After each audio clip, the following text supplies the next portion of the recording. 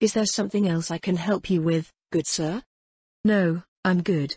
Thank you for your assistance. A pleasure, as always. Not that it's impossible, but he seems awfully upbeat for a skeleton. In the guise of Moman the Black, Pandora's actor stole glances at the diminutive skeleton merchant across the bars of the counter. He wasn't sure whether he should be classified as undead or not. According to his master, Jeeves was a mercenary NPC that could be temporarily summoned to serve as a trash loot vendor/repair bot. For a pittance in Yggdrasil gold and the appropriate data, he served as an everyday convenience for the Supreme Beings. Indeed, his master once offhandedly mentioned that, collectively, Jeeves in all of his iterations was technically the NPC that the Supreme Beings interacted with the most. He felt a twinge of envy as he tried to imagine all of the far-flung locales in which the unassuming mercenary NPC had been summoned to serve the Supreme Beings. What wonders had he witnessed? What items had the Supreme Beings personally passed into his hands, completely unknown to the guild treasury? Those memories were for Jeeves and the other mercenary NPCs employed in Yggdrasil alone, as the base NPCs of Nazarick hadn't been able to leave the guild base until its mysterious manifestation in their strange new world. The skeleton merchant watched him with a pleasant expression as he placed a number of items into his inventory. Even now, Jeeves was something of a mystery. He and his predecessor had been placed into Baroness Saradnik's care as an experiment early in the Sorceress Kingdom's history. None of the features he possessed in Yggdrasil worked as they once did, but they still worked after a fashion. Additionally, he functioned according to his flavor text despite not having the requisite job class levels as a mercenary NPC, which was a crucial point of data that helped explain more than a few oddities experienced by many other NPCs. Last, but not least, Jeeves no longer had the limited duration he was supposed to have, and there was no indication that he would expire anytime soon. Once he put away the last of his items, Pandora's actor left the Harbour Master's office of Warden's Vale. He scanned the length of a port that was utterly unrecognizable from his first visit before turning on his heel to make his way to the village. And it was a village, which was more than a bit incongruous with the expansive facilities nearby. While the harbour and its environs had changed drastically, its population remained small. Fewer than 1,500 humans dwelt within the borders of the original barony, and a trickle added to that number every month. Not that the land's area guardian was very good at attracting people to her domain. Tenants wanted undeveloped frontier, long winters and cool summers. Must be fine with wild beasts, monsters, demi-human tribes, and the undead. Dragon nearby. 90% tax. It wasn't a lie, but it only served to reinforce the perception that Warden's Vale was every bit the hostile wilderness that humans tended to imagine when they thought of the frontier. If that didn't scare most prospective migrants off, the bit about the taxes did.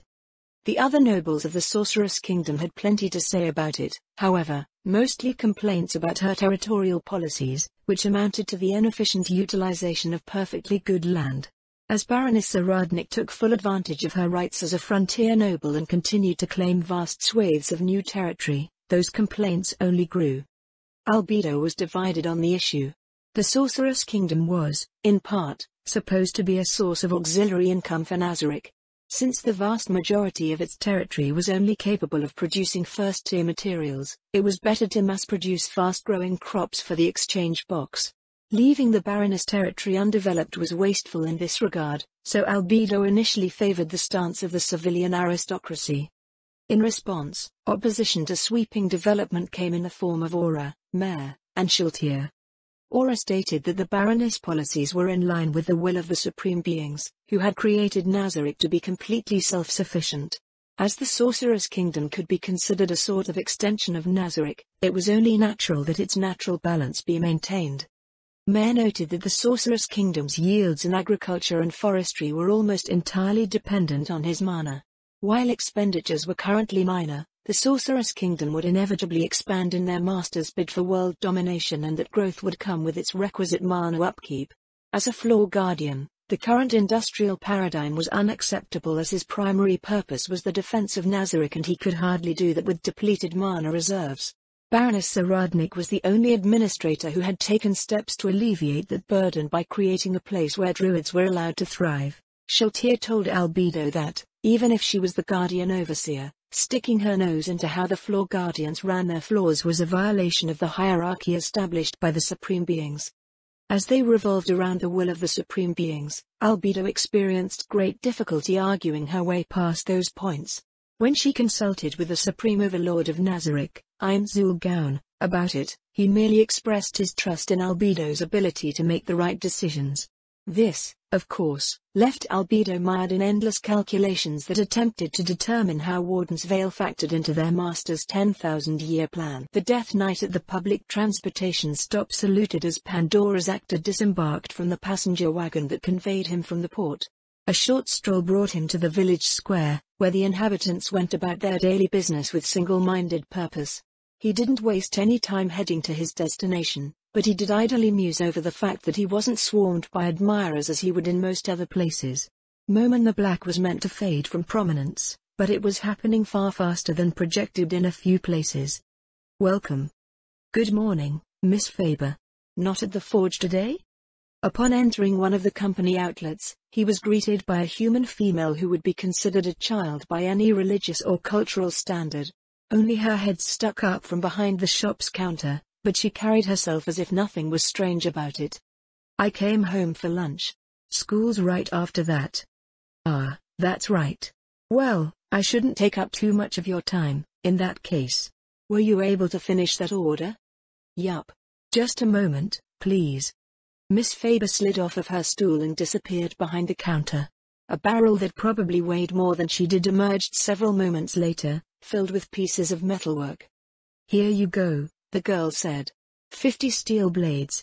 Are you sure about taking all the bad ones, too? Pandora's actor chuckled. Surely you jest, Miss Faber. Even your bad ones are excellent by the standards of most. He placed a purse of coins on the counter and picked up the crate. Thank you for your patronage. The girl's head half disappeared behind the counter as she curtsied. Umu. Unable to wait, he went to sit on a stone bench in the square to examine the results of Miss Faber's work. He set the crate down at his feet and held the first blade before the slit of his visor. By Yggdrasil standards, they were low-level items incapable of holding any great sum of data. What was important, however, was the personal progress that their workmanship indicated. He set down the first blade to look at the next. She should be right on track, I think. The low-level items were well within the bounds of what a low-level crafter should have been capable of. Without a way to directly see one's status, the only way to figure out what one was capable of was to have them explore the limits of their craft. Usually, at least for the natives of the world, it meant putting combatants through life-threatening situations and for artisans to perform tasks that were far beyond the demands and means of most.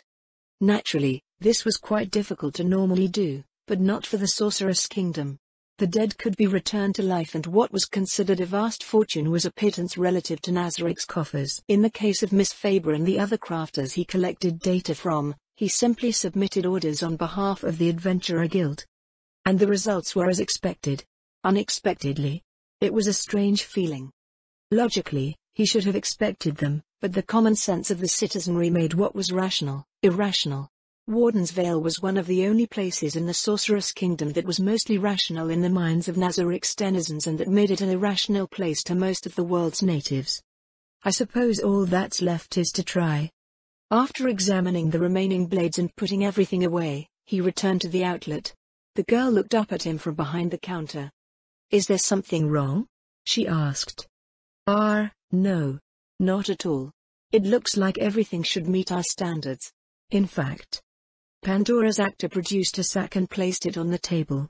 Your work is so impressive that I'd like to see what you can do with this. Miss Faber reached up to open the bag, pulling the opening towards herself so she could look inside. Mithril? That's right, Pandora's actor nodded. Mithril. Have you ever seen it before? The girl shook her head. It looks like her appraisal skills as a smith work even without what the guilds insist is necessary. That much, he already knew. In their studies across the Sorceress Kingdom, it happened consistently in every vocational field. The strange part, at least to those of Nazarick, was that the natives of the world never credited their job classes for the knowledge that they gave them. It was always somehow attributed to something else. Education. Experience. recalling tales from bards or bits of local folklore. To be fair, it was hard to tell and difficult to prove that it wasn't the case without doing something they considered terminally idiotic from a common-sense perspective. When one could afford to be idiotic, however, the truth was all too easy to figure out with a bit of foreknowledge. "What would you like me to make?" Miss Faber asked. "If you can't decide on something," Pandora's actor answered, "a simple item such as a dagger will do. I'm sure the adventurers will be happy to see any mithril gear in the offering." "All right. Anything else?" We'll see what you have left over, first." That was another strange thing about their new world, the recipes. Crafting in general was an alien affair. Using Yggdrasil's crafting system, one selected a book that determined the appearance of an item frame, materials determined its quality and data capacity, and data crystals determined its effects. A blacksmith would produce the base item from the materials using the book as a template, and then the data crystals would be added to the resulting product. It was common sense to the denizens of Nazarick, but, to the natives of their new world, it was a process that would appear to be something beyond magic. At the same time, the processes of their new world seemed just as alien to the denizens of Nazarick. A crafter in their new world did not need a book to determine the appearance of an item. They could fashion it in any way they wished so long as they possessed the skill to do so.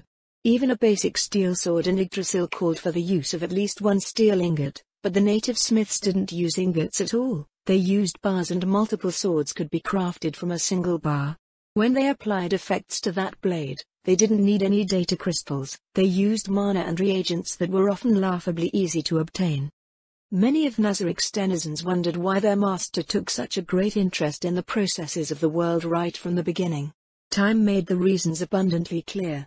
Their new world was seemingly limitless in its potential, and that potentially made it dangerous. They had to master everything about it before it could be used against them to any significant effect.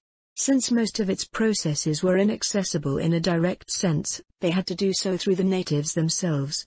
His next stop was the tailor's workshop, which was also considered an anomaly by Nazarick. This was because tailoring as the natives knew did not exist in Yggdrasil. Neither did many other trades, for that matter. Producing a cloth robe in Yggdrasil followed the same process as producing a suit of armor, a bow, or a sword. Only the materials differed. Whether one desired a breastplate or a bra, they utilized a blacksmith. "Ara," a tailor looked up from her workstation. "If it isn't Moman." "Good morning. If you're wondering about that thing, we haven't had any luck with it yet." "Oh, it turned out to be more of a challenge than I thought. May I take a look?" The seamstress signaled her permission with a loose gesture before returning to work. Pandora's actor went to a table near the middle of the workshop where a handheld spindle lay next to a tuft of wool. "Has anyone been able to alter it at all?" he asked. "Not into any usable form," someone replied. "I'm sure we'll get it eventually." The wool wasn't a material from Yggdrasil, it was from one of the races that lived in Warden's Vale. Based on its appraisal value, it was the equivalent of a fourth-tier material. Unfortunately, Nazarick couldn't use it raw, as it didn't register as a valid item for any recipe. This naturally led to the challenge, which was finding someone who could turn the wool into yarn or cloth which might be recognized by our Yggdrasil recipe. Their master had succeeded using a similar method in the past by providing Nfurbear with materials and tools from Yggdrasil. A second attempt was still in progress by a certain dwarf who had run off with a mid-tier metal ingot. At least the tuft of wool stayed in one place. "Has this workshop gained access to any new materials?" he asked. "No, we're still using fibers from the reeds around here. It's serviceable, but not much of a challenge to work with. We got some cotton from Wagner County, as well, but that's just as easy to handle. TCH. We need to find a way to bridge those progression gaps." That was yet another challenge. Different tiers of materials did not present themselves so readily. Not only had they been unable to locate any metals above adamantite, but fibers that could be rendered into second and third tier cloth didn't exist in the region, leaving tailors in a very low-level state. The merchants that he spoke with claimed that better materials for tailoring existed in the world beyond, but the caravans dispatched to secure a sampling of items from abroad was still at least a year away from returning. Ah well, at least materials aren't consumed on failure with their system. What a convenient place this is. Experimenting with native materials gave him a sense of freedom that could not be experienced with the guild treasury's limited inventories. Losing anything from Yggdrasil in a test caused him to wail and gnash his teeth over the loss of something irreplaceable. That should be it for the village. Next is ordering some enchantments for these blades. Regrettably, the selection of weapon enchantments in Warden's Vale was still highly limited. He considered going to Fluda Paradine for a moment, but decided he was far too annoying to deal with in any capacity. The weapons would be targeted toward their silver rank trainees anyway, so there was no need for anything extravagant. After checking the progress of one other experiment running near the harbor's forge, Pandora's actor made his way south for his weekly visit to the expeditionary base. Baroness Saradnik had timed a visit by her imperial guests to coincide with his own, so he would have to make a good showing as Moman the Black. Alessia and Themis, the two Orichalcum rank adventurers who were overseeing field operations, greeted him upon his arrival. "How are things coming along?" he asked. The cleric of Sursana pointed at a map on the table, indicating a region immediately north of the camp. "The teams have been crawling around in the woods nearby," Themis answered. "They are under strict orders not to enter any of the ruins until we have a better picture of what's around us. Some of our teams question whether such caution is warranted, however." Lady Zaradnik's briefing mentioned that a highly organized goblin army came through here about a year ago, so they assume the entire region has already been ransacked. "That line of reasoning isn't without merit," Pandora's actor admitted, "but this is still training." "Our people are operating on that premise," the cleric nodded. "I'm afraid our true enemy here is a dismal set of expectations. Because that army came through here relatively recently, our teams feel that they're walking on a well-beaten path." "No sense of adventure, huh?" Themis nodded. "The areas we've surveyed so far have been cleared of significant threats and the remains of the army's encampments are everywhere. It's difficult to maintain our edge with things as they are." "Then it's good that we have the opportunity to add a bit of excitement." Pandora's actor crossed his arms. "Have you located a suitable site to demonstrate our capabilities?" "We have a few candidates." Themis picked a folder up off of the table and offered it to him. "I'll let you decide what's the most appropriate." He leafed through the hand-picked survey data. According to the Royal Army's reports, the Goblin Army had camped near the riverfront for access to fresh water. That disqualified any of the ruins along the shore. In the end, he was left with two sites that were both far inland and a good distance from the highway. He placed the survey data on the table. "Do we know any more about these two?" Themis' gaze went from the documents to the map. "They were discovered on the way to the river," she said. "So they were only identified through a cursory inspection of the area before we moved on. Both are reported to be town-sized. Actually, many of our members expressed their curiosity about something." "What might that be?" "We've identified the remains of villages and towns, but not a single city. Logically, it should be where the old highway we dug up meets the river.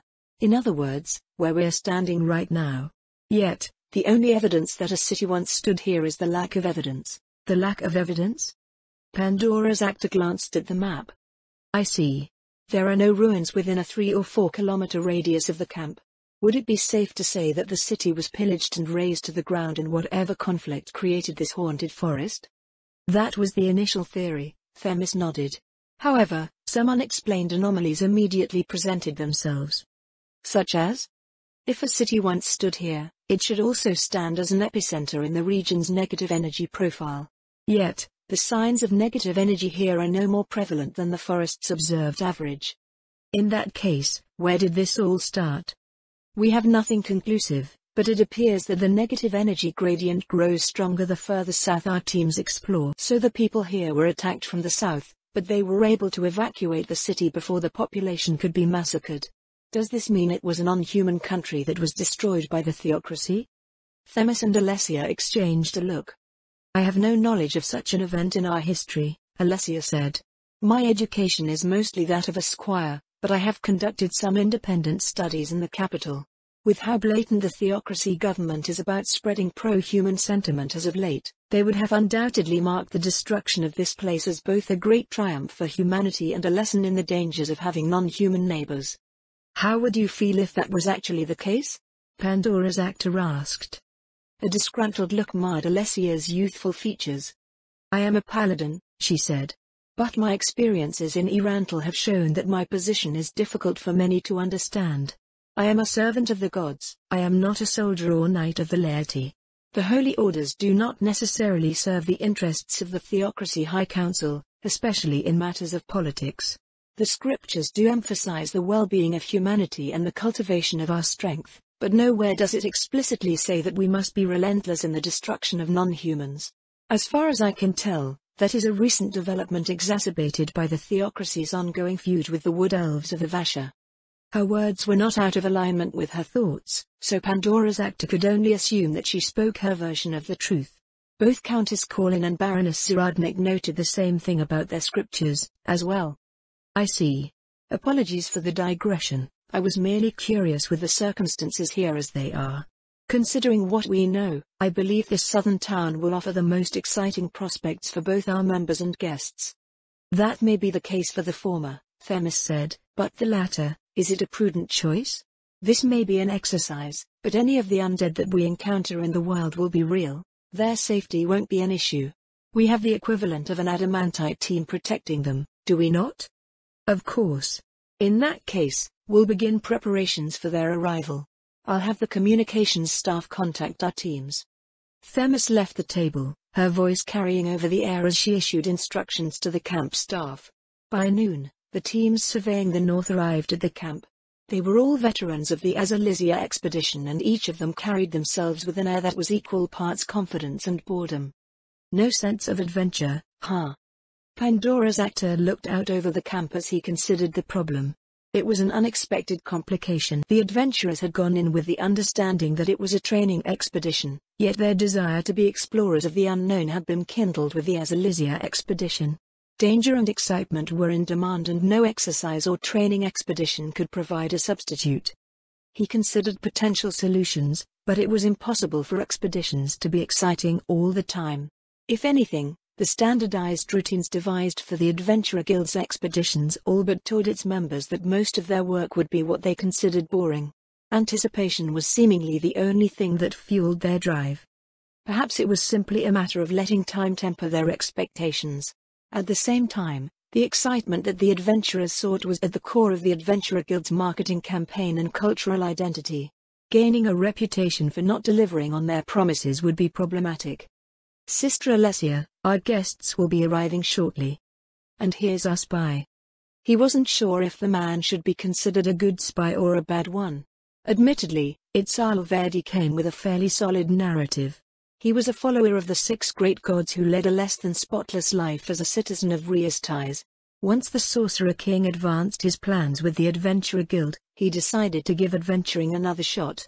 With the resurgence of the faith of the 6, he stepped onto a more devout path and entrenched himself solidly in a growing social network of old and new believers both within the Adventurer Guild and in the city of Erantle at large. It was a tale that most would consider heartwarming.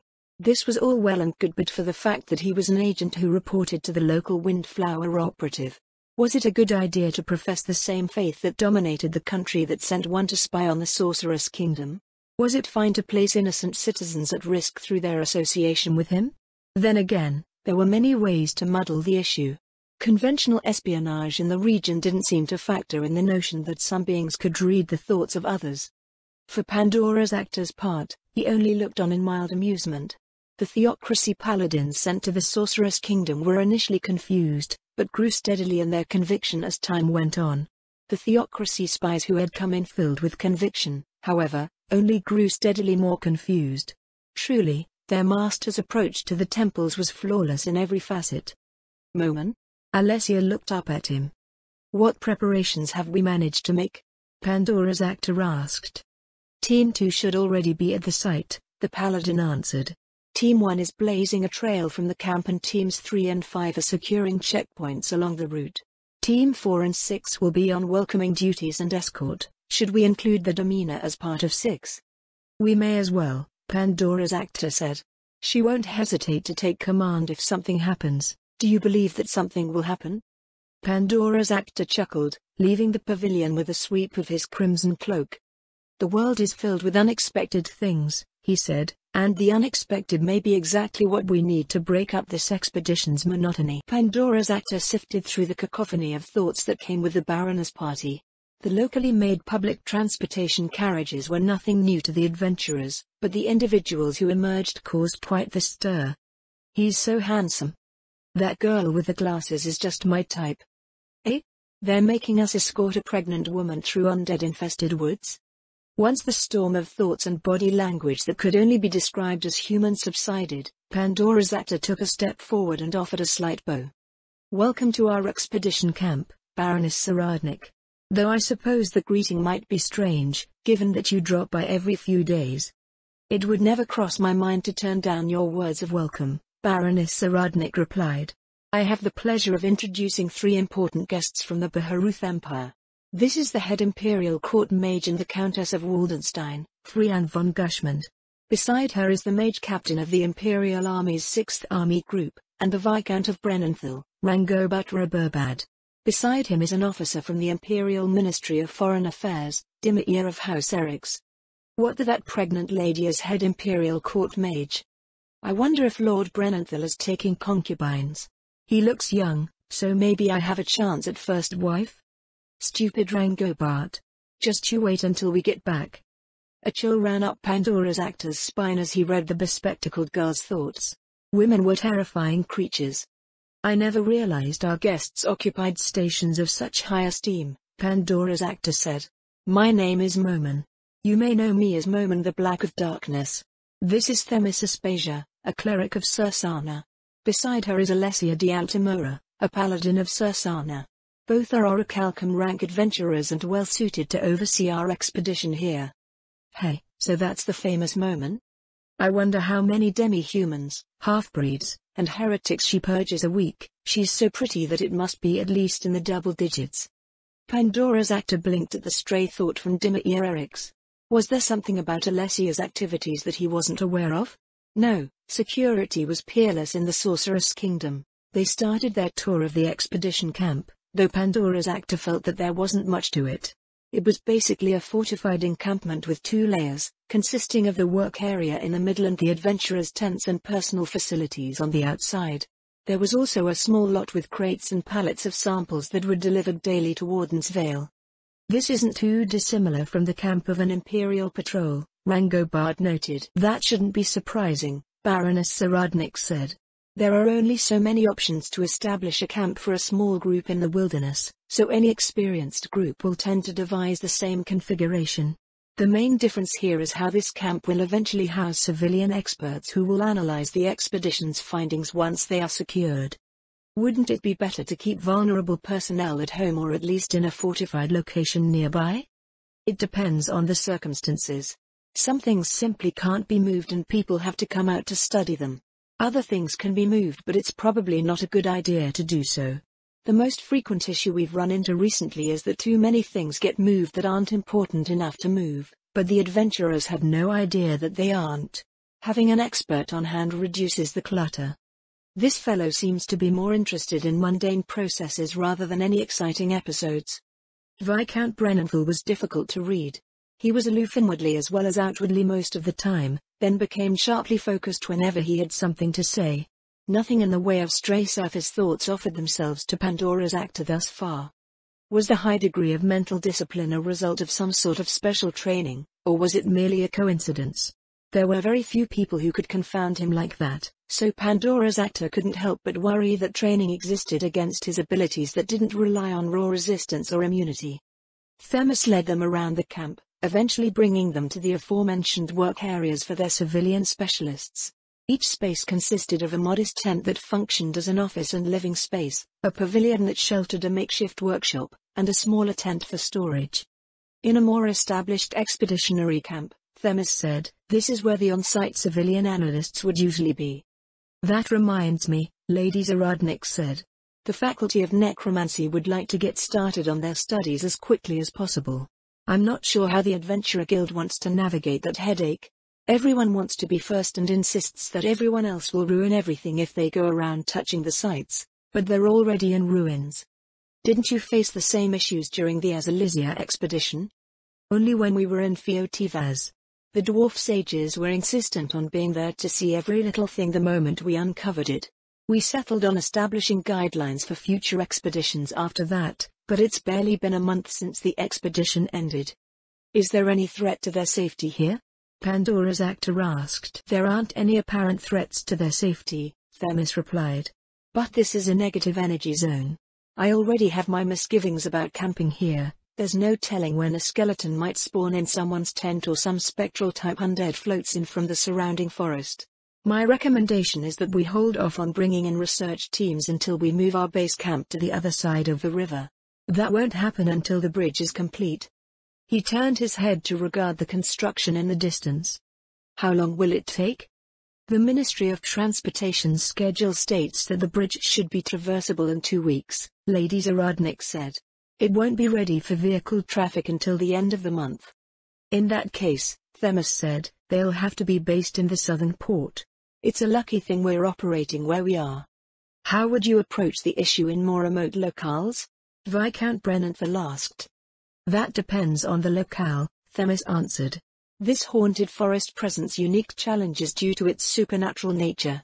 We can create a perimeter to dissuade wild animals and even monsters from encroaching on the camp, but beings like the undead and elementals function according to a different set of rules. The Azalician expedition didn't face many supernatural challenges, and we expect that most wilderness areas would have issues of the more conventional sort. In those situations, we can more reliably protect our analysts. How often do undead spawn here? They haven't yet in the camp's location, Themis replied, but that's no guarantee that they won't.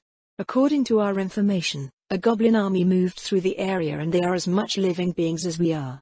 The only locations that have begun to recover from their presence are the ruins scattered across the forest. Of the 70 ruin settlements we've identified so far, all of them are haunted and 9 out of 10 contain lesser undead. Mostly skeletons and zombies. Would it not be for the best to keep those sites clear while they're still manageable? Countess Waldenstein asked. If adventurers were an army patrol tasked with domestic security, sure, Themis answered with a shrug.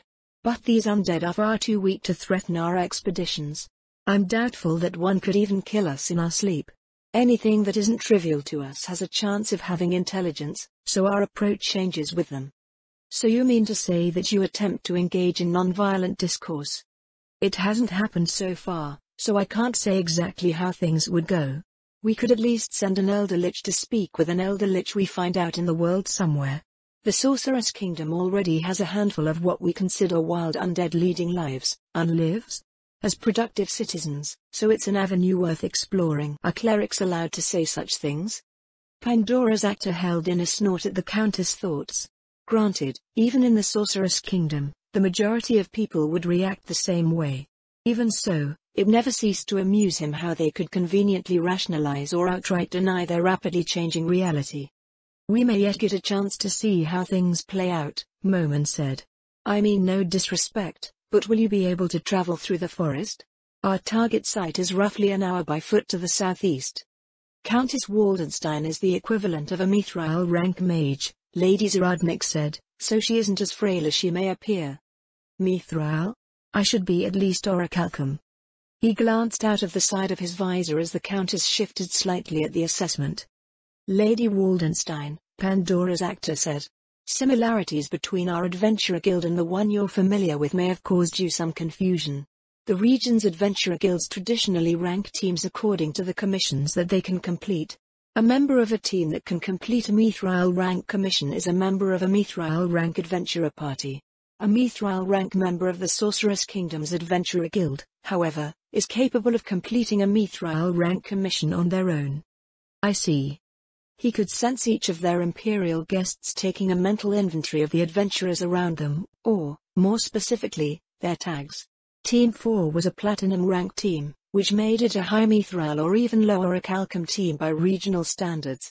At least one of the mithril teams in the expedition would qualify as a low adamantite team. It was a complete inversion of the structure of the Empire's adventurer and worker teams, which tended to rely on overly large or highly specialized teams of members to tackle jobs. It's a sensible change, I think, Viscount Brennanthal nodded. The way that the Adventurer Guild rated their members always put individual strength in question.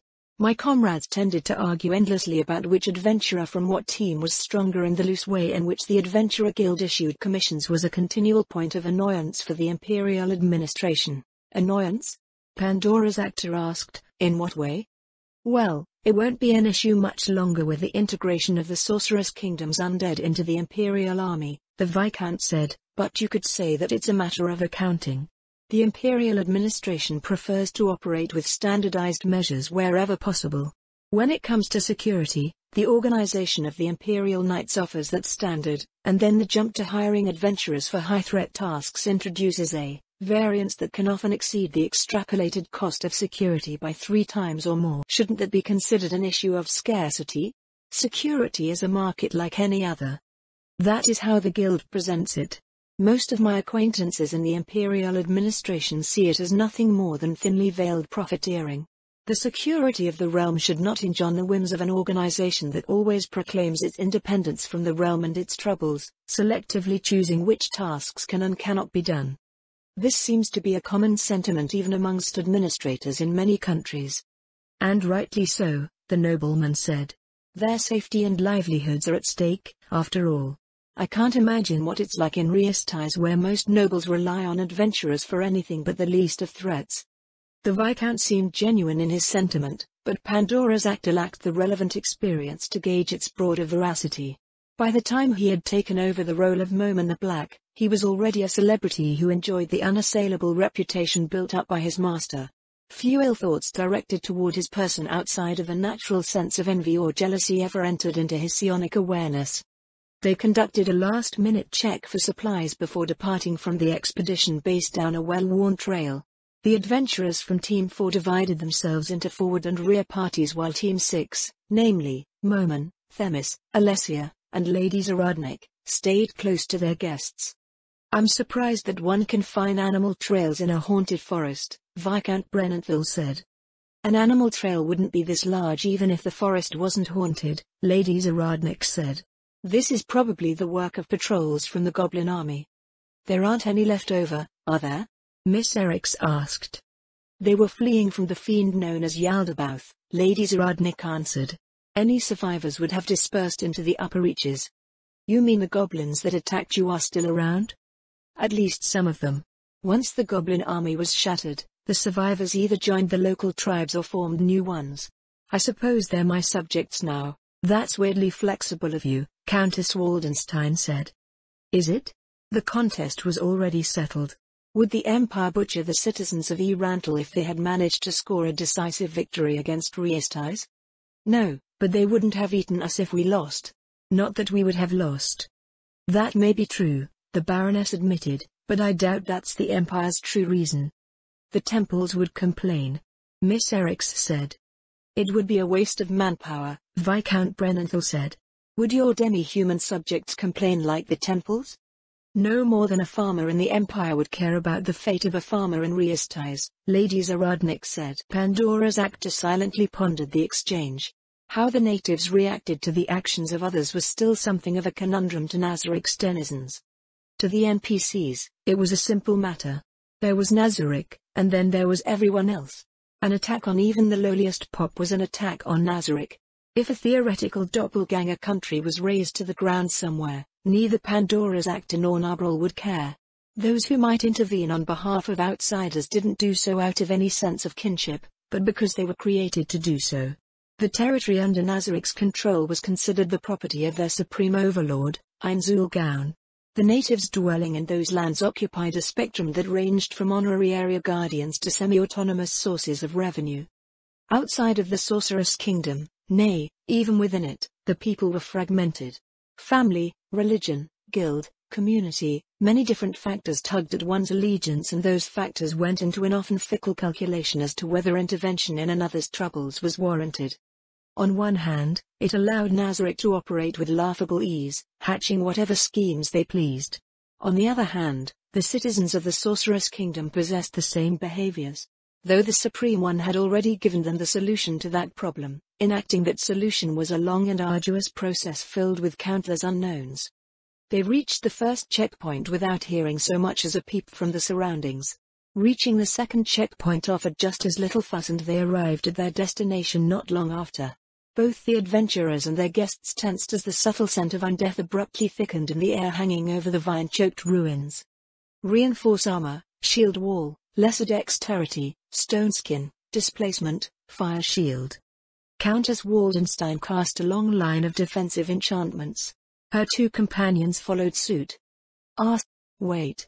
Pent whirled on the spot, flashing a glimpse of her string undergarments through the slit in her robe. Damn it, I missed the stone skin. You are a sorceress?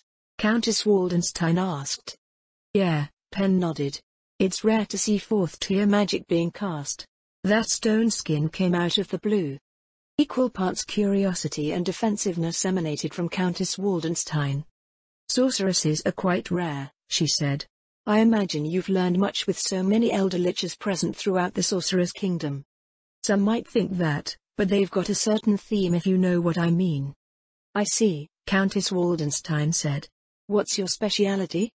I'm working toward becoming a fire elementalist. Still need defensive spells in this line of work, though. Can you scribe scrolls? Perhaps we could settle on a trade. A trade? Sorry, I never learned how. I don't think it's a common skill for sorcerers in general. The sliver of Countess Waldenstein's goodwill cultivated through the exchange evaporated at Pen's reply. Well, that was a blind spot if there ever was one. I should encourage her to learn how to scribe scrolls. Sorcerers did not exist in Yggdrasil, and Pen was the only known sorcerer in the Sorcerer's Kingdom. In Yggdrasil, every player selected its spells and skills upon leveling, so a class that learned magic the way that sorcerers didn't exist. He supposed that a sorcerer might appear as a thief to a wizard, lying in wait to copy the fruit of years of hard-earned study and costly research. How is it looking in there? Pandora's actor asked.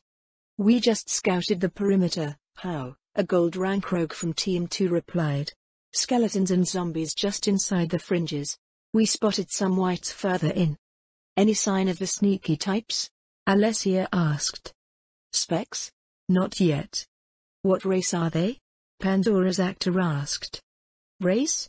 Hal looked over his shoulder. It's a mix. Nothing human, as far as I've seen. The man looked to the other scouts, who confirmed his findings. How is the place laid out? Townish. Anything that wasn't stone's long rotted away. Most of everything that's left is inside that ridge encircling them. We figure it's the remains of the town wall. Did anyone get a closer look at it? The scouts shook their heads. The place is big enough that we're not sure how many undead are in there. Didn't want to start something messy. A prudent choice, Pandora's actor nodded. Now that we're all here, let's see what this place has to offer. Be careful not to damage the ruins. We going in or pulling? Draw out our first set. An abrupt increase in difficulty could be somewhat unpleasant for our guests.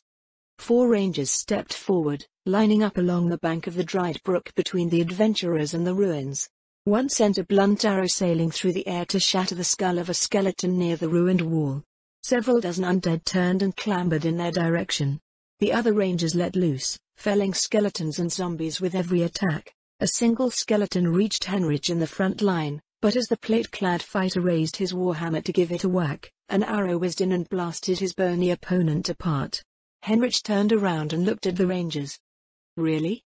The rangers stared back at him with perfectly straight expressions. Pandora's actor cleared his throat. Is there any movement further in? He asked. Nothing but the wind in the branches, Pool, one of the rangers, said. The rogues are already halfway into the town. Then let's continue clearing the perimeter while we wait for their report. Standing on a large boulder overlooking the surroundings, Countess Waldenstein and the other guests watched as the adventurers carried out their orders. Unsurprisingly, the trivial task didn't elicit any thoughts of admiration from the trio. Do you have any questions for us while we wait? Pandora's actor asked. I've been reviewing the terms for the Adventurer Guild's expeditions, Viscount Brennanthal said. They seem somewhat similar to the exploration arrangements that governments issue when the occasional ruin is found. Pandora's actor sent Lady Zaradnik a questioning look. Viscount Brennanthal will be employing the Adventurer Guild to survey his new fief in the Blister, Lady Zaradnik said. The commission has already received His Majesty the Sorcerer King's tacit approval. In that case, Pandora's actor said, I suppose it's no small wonder that you asked, Lord Brennanthal. The terms are indeed modelled using similar arrangements in the past. Are there ruins in your new territory? That is a complete unknown, the Viscount replied. As Lady Zaradnik mentioned, my new fief is in the blister, which has been the domain of the Viridian Dragon Lord for centuries. Our recent campaign there suggests any ruins that may exist have long been explored by the former residents. I think I speak for most of my comrades who might avail themselves of your services that the immediate concern would be the discovery of hidden hoards left behind by the dragons. Ho, as expected, divine summer. It was a far more exciting prospect for the experienced adventurers than their current assignment. In his infinite wisdom, their master had already made a decisive move to not only relieve them of their boredom, but spread the word of the Sorceress Kingdom's Adventurer Guild. He had undoubtedly made arrangements to ensure that the Empire would rely on their services for the foreseeable future. Even if something like that was discovered, Pandora's actor said, the terms of the contract would not change. What we find on your land is your property. I do believe that there is a clause where certain artifacts may be taken aside temporarily for a search, however. When did you intend on hiring the Adventurer Guild for this survey? As soon as possible, Viscount Brennanthal said. The Baroness mentioned that it shouldn't be an issue. It's an official commission, Lady Zaradnik said, so it will take priority. This training expedition is better suited for our trainees, anyway. We can have them take over once the bridge is finished construction so they can set up a new expedition camp across the river as Themis recommends. Pandora's actor nodded. Everything fit together perfectly, as it should be for any of their master's plans. As it ever was, his all-encompassing gaze never missed even the smallest details. You aren't incorrect, he said. I hope you don't mind situating yet another expedition. I live to serve at His Majesty's pleasure, Lady Zaradnik replied. How many of these expeditions can you dispatch? Viscount Brennanthal asked. The minimum rank to qualify for official expeditions is gold, Pandora's actor answered. If all goes well, we'll have a second expeditionary force ready before winter. Our newly landed Imperial Knights will be glad to hear that, the Viscount said.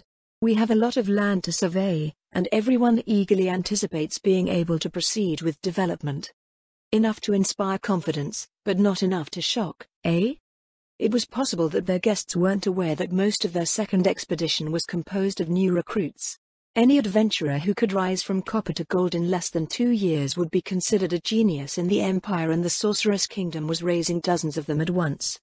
Was it a weak spot in their marketing? Or was it a reputation for excellence that they could cultivate through their work?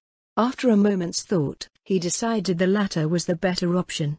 Those who aspired to that same excellence would eventually come on their own. How's back? Themis said. What did you find? Gradient spike, I think that's what we're calling it these days. Difficulty ratings get up to the 60s or 70s from what I saw. There's a ruined keep or barracks or something like that in the middle of town. The setup's almost exactly like Zaradnik's lectures. What does that mean? Countess Waldenstein asked. Negative energy zones create their own ecologies, Lady Zaradnik answered, becoming a dark reflection of life. In a settlement like this, every undead being manifests as a citizen.